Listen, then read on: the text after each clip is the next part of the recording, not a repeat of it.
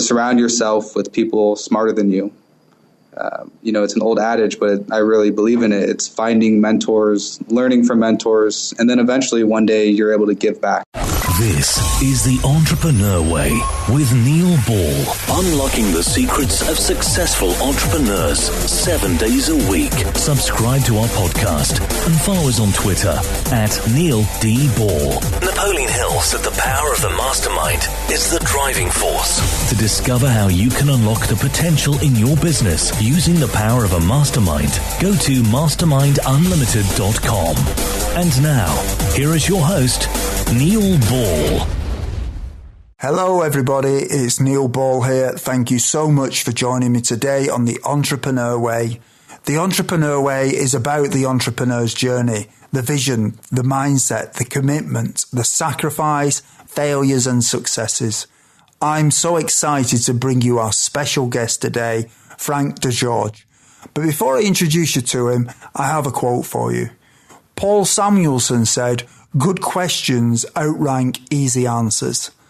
The Entrepreneur Way asks the questions so we all get the insight, inspiration and ideas to apply in our businesses. Frank, welcome to the show. Are you ready to share your version of the Entrepreneur Way with us? I'm ready. Let's go. Thanks for coming on the show, Frank. Frank DeGeorge is the co-founder and CEO of YouStake and has been an entrepreneur since the age of 16 and was also a US Army captain. Frank has previously been a Fortune 500 team member at Merrill, Lynch and MGM Resorts International. Frank, with his company YouStake, is currently at the 500 Startups Accelerator program in San Francisco. Frank, can you provide us with some more insight into your business and personal life to allow the listeners to get to know more about what you do and who you are? Absolutely. So currently I'm working on a startup called YouStake, and we're a marketplace that allows fans to invest in their favorite esports and poker players while sharing in the winnings. Before this startup, I was in the Army. I worked there for 10 years, but I've always been an entrepreneur since the age of 16. But YouStake was really the first angel-backed startup. Mm-hmm. So what's unique about what you do now? Is there anything unique about it? Yeah, so when you look at staking in general, so staking itself is the process of investing in somebody with the hopes of returning some type of money through their winnings. If you look at the history of that, it's been primarily through handshake deals behind closed doors and the access for fans and backers to be able to invest in the top players in the world has been very minimal. So we're really the first platform that brings both sides of the table, being the players and the fans, into one central place, and we take care of all of the administrative work. So things like contracts, payment processing, payouts, taxes, you name it, we take care of everything. So people back people who are good at playing certain gambling games. Is that effectively what they're doing? A certain skilled games. So we are not gambling. We're person-to-person sponsorship. Right. However, the first vertical was poker. So I think that's pretty accurate. You can invest for as small as $20, and then when the player wins, you share in those winnings. Wow. I've never heard anything like that. That's awesome. So thank you. You in your bio, you talk about being in the 500 Startups Accelerator program. Can you just tell us something more about that, please? Yeah, for sure. So we're now about 50% halfway through the program. The program itself, it's world-renowned. They actually just had a list come out within the past couple of weeks of the top programs, and 500 Startups was in that top. So what they do is they collect a bunch of applications from startups from all over the world, and they're very selective on who gets accepted.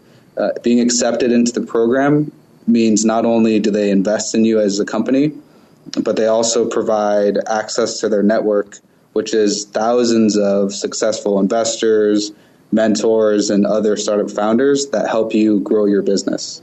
So this is a source of funding for your business, isn't it?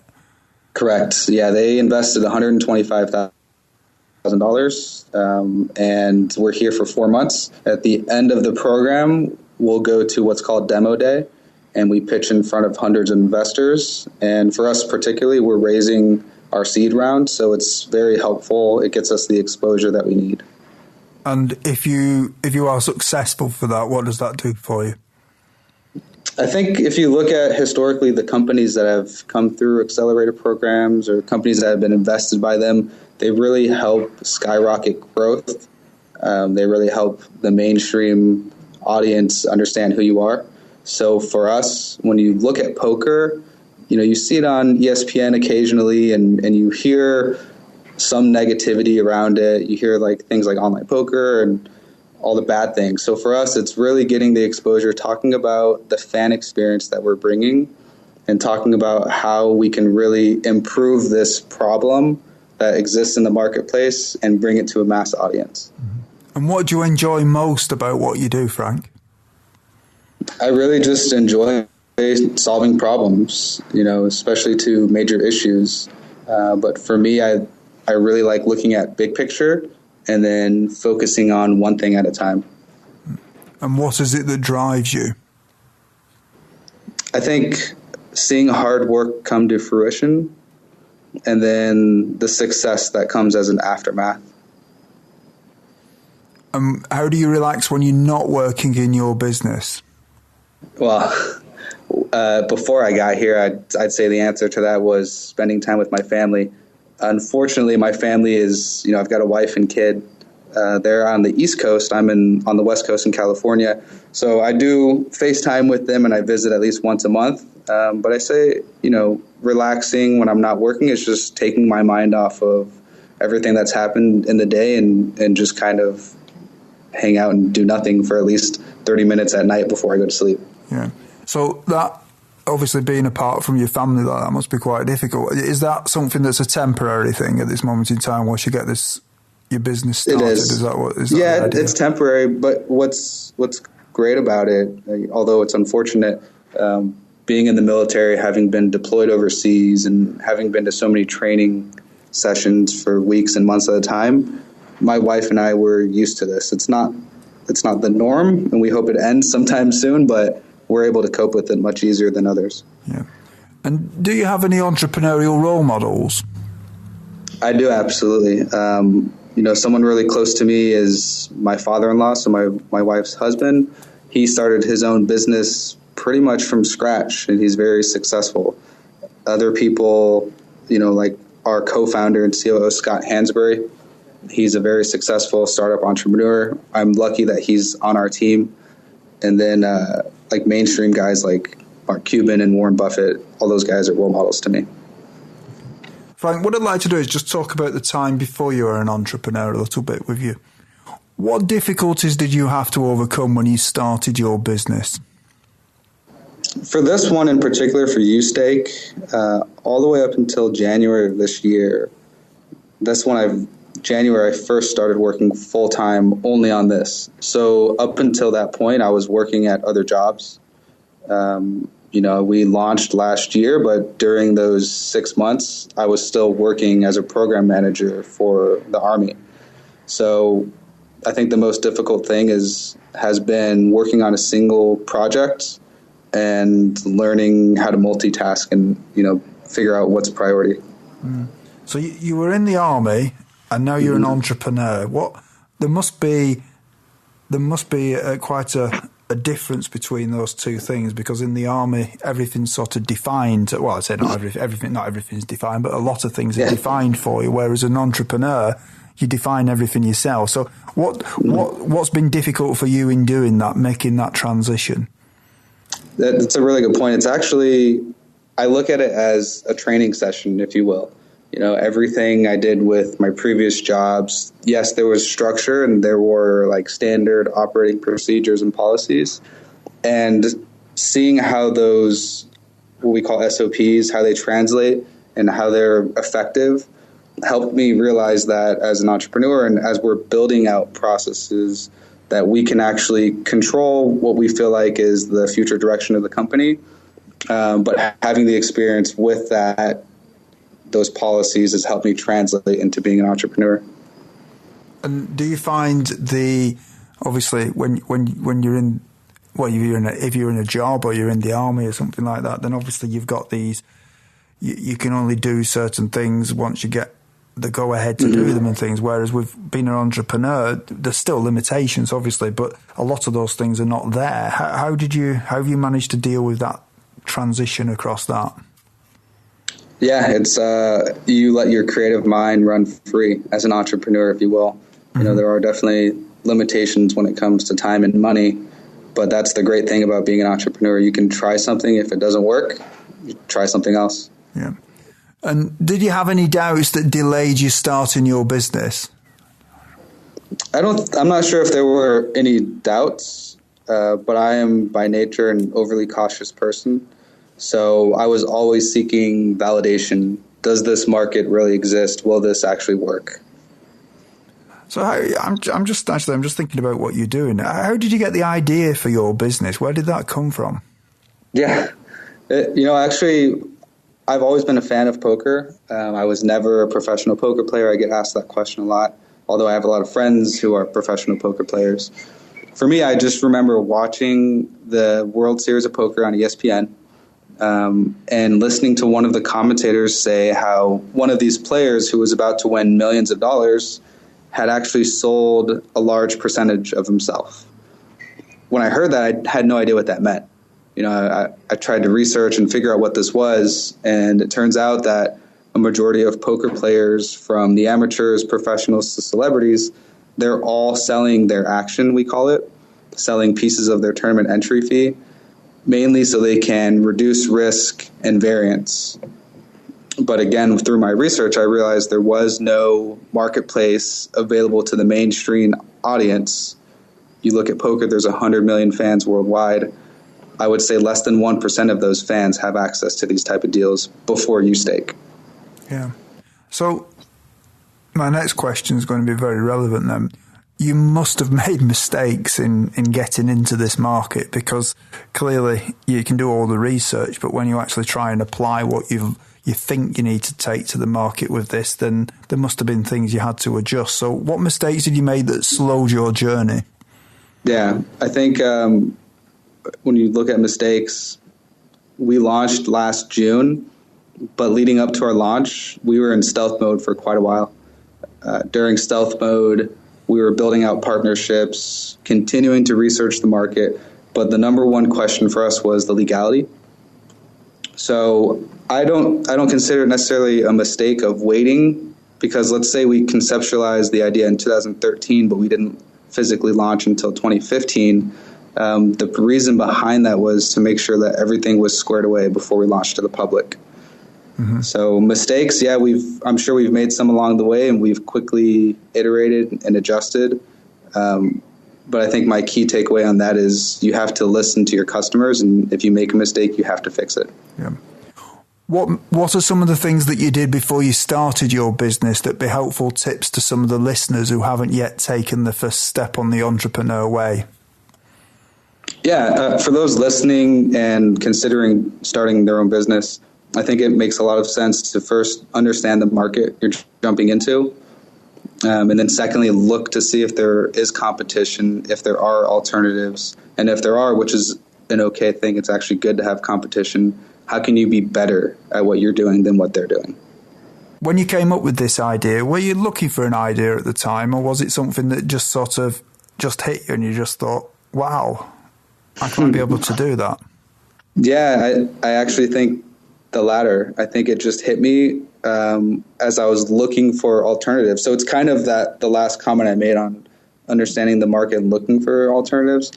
I understood the market, but I couldn't find somebody doing what we're doing now.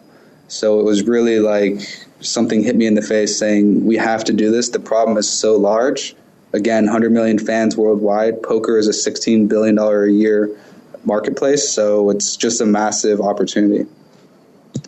What I'd like to do now, Frank, is just talk about the entrepreneurial journey a little bit more with you. So is culture important from the beginning in a business, do you think? I think yes and no. I think corporate culture is one thing where you've got diversity and certain policies in place. And then the culture of how your team works together in a startup environment is much different. I think it is important to have some type of foundation for culture, but as your company grows, so will your culture. And how do you go about recruiting people in your business? How do you decide who are the right people for your business? That's actually a really relevant question for us because when we first conceptualized, we had to find subject matter experts. So, myself, I was a finance expert, enjoyed poker itself, but I needed a little bit more assistance in certain specific things. Like we needed to find somebody who had been an entrepreneur, who had raised capital, who had exited companies.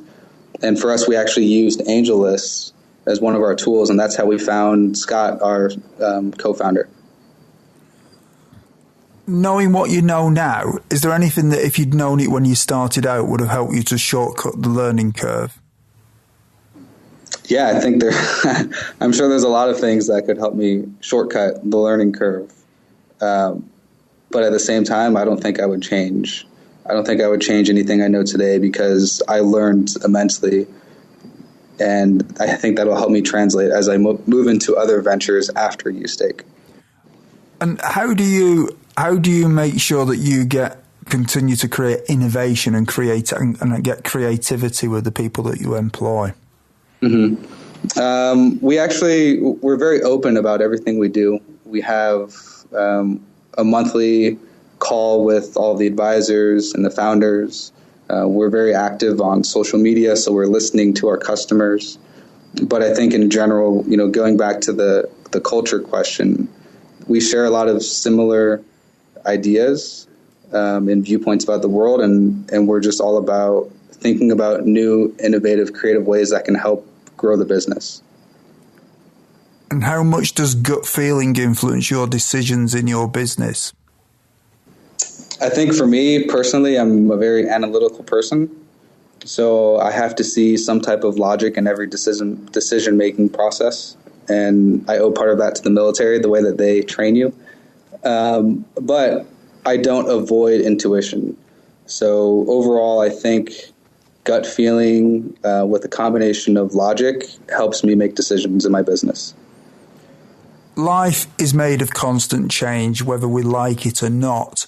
And many people say the only constant in life is change. Frank, how do you try to keep up with change? I think that's such a true statement that the only constant is change. For growing businesses and startups like ours, I think it's important to throw myself into the culture and the market, especially out here in San Francisco, so close to Silicon Valley. It's going to speaker series, reading blogs, and just generally staying involved with anything technology related. What is your favorite book on entrepreneurialism, business, personal development, leadership, or motivation? And can you tell us why you have chosen it? Yeah. One of the earlier books that I read when I started getting into finance was the Robert Kiyosaki book, Rich Dad, Poor Dad.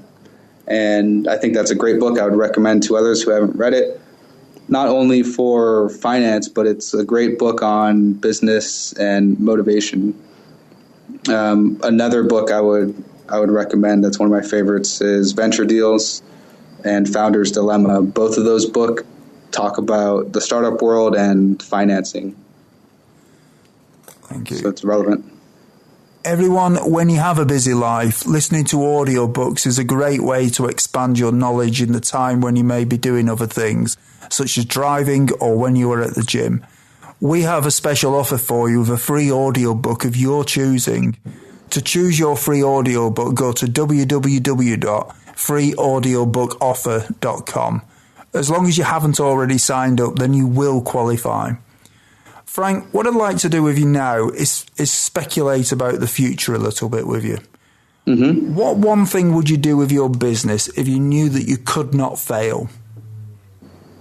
That's a great question. I think what I would probably do is I would take all of our high-level, long-term, crazy, outside-the-box ideas and just do them now. You think about that as no risk, but the highest reward potential. For us with YouStake, it would be jumping into every single vertical market that this business model applies and just let it grow. What skill, if you were excellent at it, would help you the most to double your business? I think that growth marketing and distribution, the combination of those two, are extremely important for startups. If you were to ask me that question 6 months ago, I probably would have given the same answer, but I wouldn't really have known what that means. And I think that's one of the great things of being here at the 500 Startups Accelerator, is I've learned that distribution and growing your business in specific ways is extremely important to help double your business or even more. So what types of things have you actually learned in doing that then? So like growth marketing or growth hacking, some people will call it. It's just looking at innovative ways to get new customers. So, and then distribution is how do you get to those customers? So for us, we look at ambassador programs because we know with poker and with most sports that the player themselves have such a strong following. Some of these players will have hundreds of thousands of Twitter followers. So rather than focus on the hundreds of thousands of followers, you focus on the player themselves. So I think that's one of the tricks with growth marketing and distribution. Yeah. In 5 years from now, if a well-known business publication was publishing an article on your business after talking to your customers and suppliers, what would you like it to say? In 5 years, yeah. I think for us with YouStake, I would hope that we're worldwide known, we're a market leader in what we're doing, but I would hope that the business publication would say that YouStake listened to their customers and we were known for our customer loyalty. We're now at the part of the show where you share 3 golden nuggets with us. Frank, what is your favourite quote and how have you applied it? My favorite quote. It's actually something that's been sitting on my Facebook since Facebook launched 10 years ago. And that's knowledge is power. And to me, what that really means is learn everything you can about what you're passionate about, but then figure out how you can leverage that in everything you do. Yeah. Do you have any favorite online resources that you can share with us? Yeah, there's so many tools out there. I mentioned AngelList earlier. That's great for looking for new hires. It's also great to connect with investors. Google Hangouts, Google Drive, any of their products are great, especially if you're a lean startup company like we are, where you're trying to save on costs, but it's effective helping you get through everyday tasks. And what is your best advice to other entrepreneurs? My best advice, and I've said this in other interviews and other conversations, is to surround yourself with people smarter than you. It's an old adage, but I really believe in it. It's finding mentors, learning from mentors, and then eventually one day you're able to give back. Everyone, if you didn't manage to get a note of Frank's favourite resource or his favourite books, then you can find the links on Frank's show notes page. Just go to theentrepreneurway.com and search for Frank or Frank DeGeorge in the search box. Frank, is there anything else that you'd like to add about your business? I'd like to just thank you for having me as a guest on the show. Really appreciate talking to you. These are great questions. I think for the audience, it's, if you want to connect with me, you can email me directly, but keep an eye out on YouStake. There's a lot of innovative things we're doing today. There is a big problem that we're solving, but for us, it's really about bringing this underground marketplace to the mainstream and giving fans the ability to actually interact with their favorite players and then sharing the winnings. So it's a fun and exciting new thing that we're doing. Frank, it's been an honour having you on the show, and it's fantastic learning about what you're doing because I've never heard of anybody doing anything similar. So thank you for coming on the show. You've really provided us with some really useful insight into the entrepreneur way. So thank you very much. Thank you, Neil. I appreciate it. You're welcome. Thank you. Thank you for listening to The Entrepreneur Way. Subscribe to our podcast and follow us on Twitter @Neil D. Ball.